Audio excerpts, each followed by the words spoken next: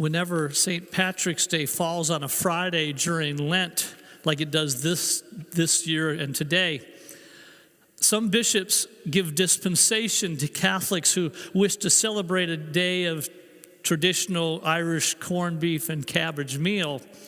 But our bishop didn't do that this year, which disappointed some of our Irish brothers and sisters. So, in the spirit of our first reading today, let's remember and remind others to be hospitable to one another without complaining, especially to Bishop Bill, who I'm sure has more important things to worry about than people substituting fish and chips for their corned beef and cabbage.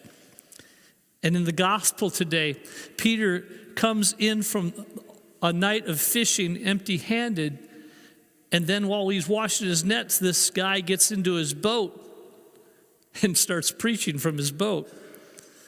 And then after he was finished, he asked Peter to go fishing again.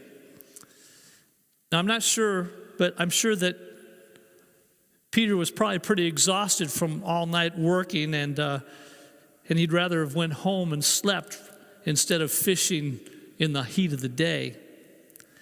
But because Jesus asked him, he set out and let down his nets. And of course, everything worked out better than they ever could have imagined, because they caught more fish than they had ever seen before.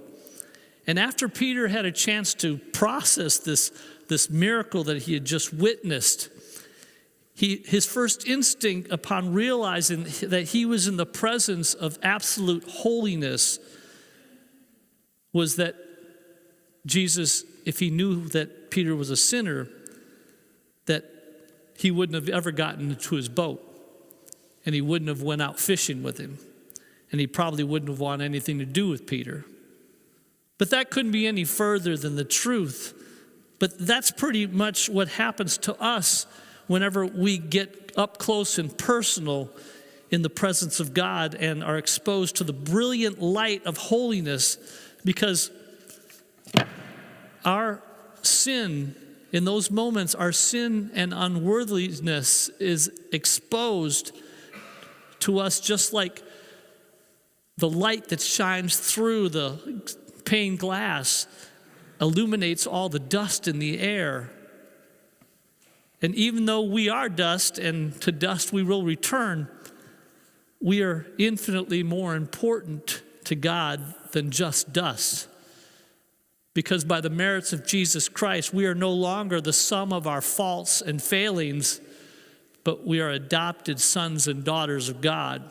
And as God's family, He continually leads and guides us in grace into a deeper relationship with Him, with each other, and His church, so that through, with, and in Him, we can stop being afraid and start relying on Christ's power to save us instead of unsuccessfully trying to save ourselves. And no one knew this better than St. Patrick, who as a teenager was taken captive by pirates and brought to Ireland, where he was held in slavery for 6 years. He finally managed to escape, but got on board a ship only to find out that he exchanged one type of servitude for another.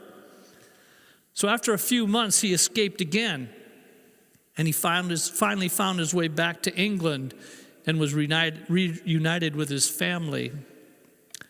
Patrick studied for the priesthood, and some years after his ordination, he was elevated to bishop.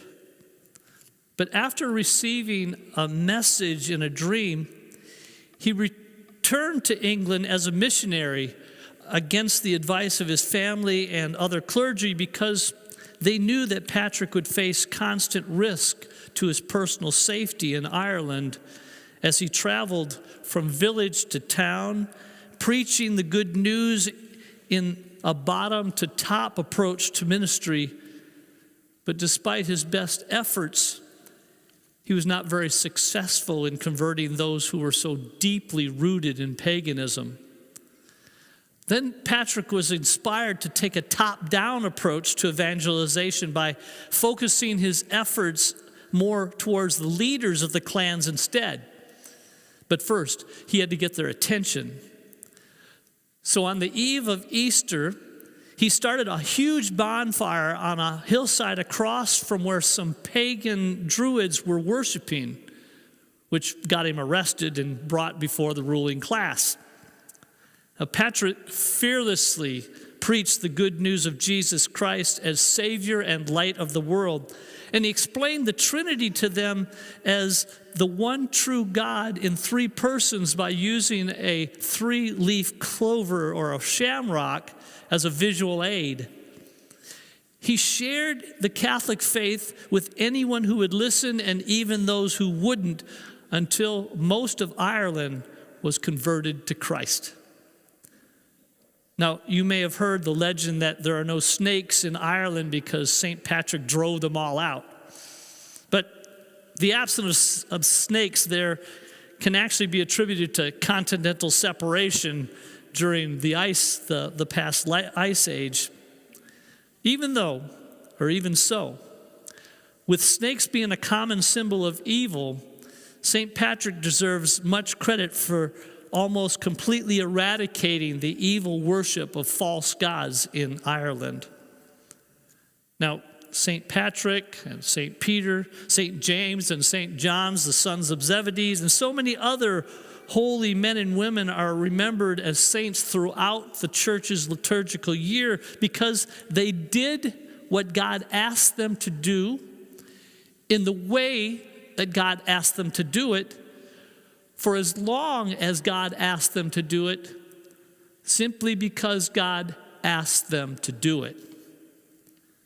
Because as our first reading today tells us, whoever serves, let it be with the strength that God supplies, so that in all things God may be glorified through Jesus Christ, to whom belong glory and dominion forever and ever. Now, this Mass today, we have heard God's word, and in the Eucharist, we will receive Christ himself in Holy Communion, which gives us everything we need to be saints. So let's go out today and act like it by what we say and do, simply because God asked us to.